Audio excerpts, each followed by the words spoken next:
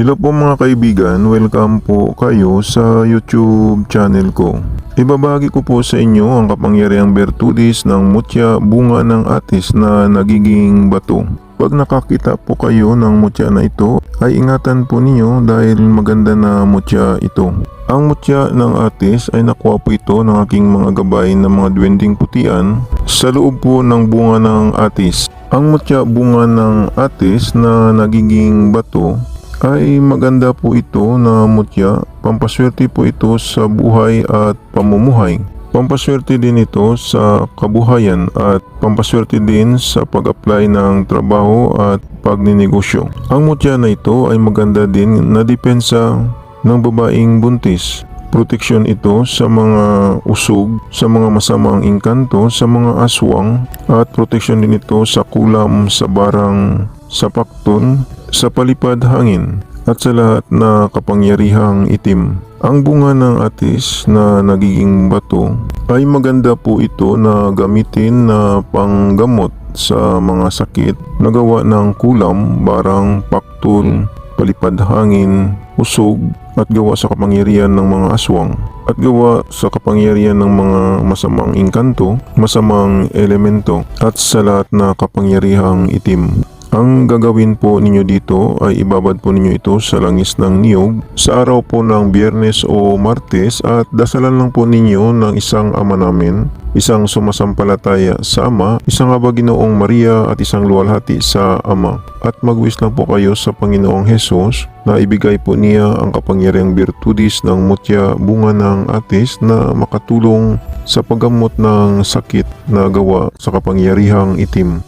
Pwede din ninyo ito ibabad sa tubig at gawing inumin sa araw-araw ang tubig na binabara ng mutya ng bunga ng atis. Makatulong din ito sa paggamot sa mga normal na sakit. Ang kailangan lang dito ang ating pananalig sa Panginoong Hesus. Ang mutya bunga ng atis na nagiging bato ay maganda din ito na mutya dalhin kapag nagtatravel po kayo. Depensa din ito sa hindi inaasahang panganib. Ilagay lang po ninyo ito sa pulang pouch at dalhin kapag nag-travel po kayo. Tingnan na lang po ninyo ang mutya bunga ng atis na nagiging bato.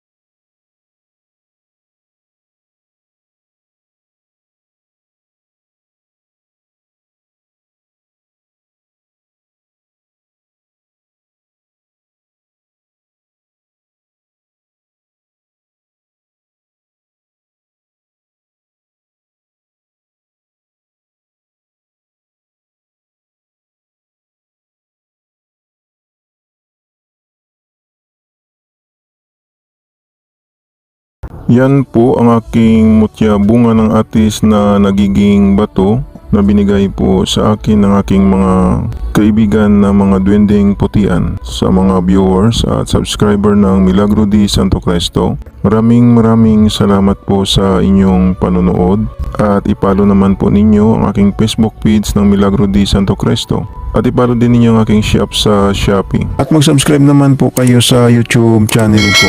Panoorin na lang po ninyo ang second channel ko sa YouTube, sa Milagro di Santo Cristo 2. Baka may magustuhan po kayo na mga lamang gamot na magagamit po ninyo. Paalala lang po, ang mga mayuwagang dasal at orasyon na binabahagi ko sa inyo ay gagamitin lang po ninyo sa kabutihan.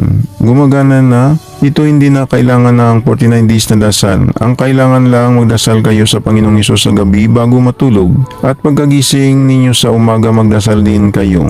Mananalig lang sa Panginoong Hesus para lalong lalakas ang mga pagsambit sa mga mahiwagang orasyon na gagamitin po ninyo. Yan lang po, maraming salamat at God bless sa inyong lahat.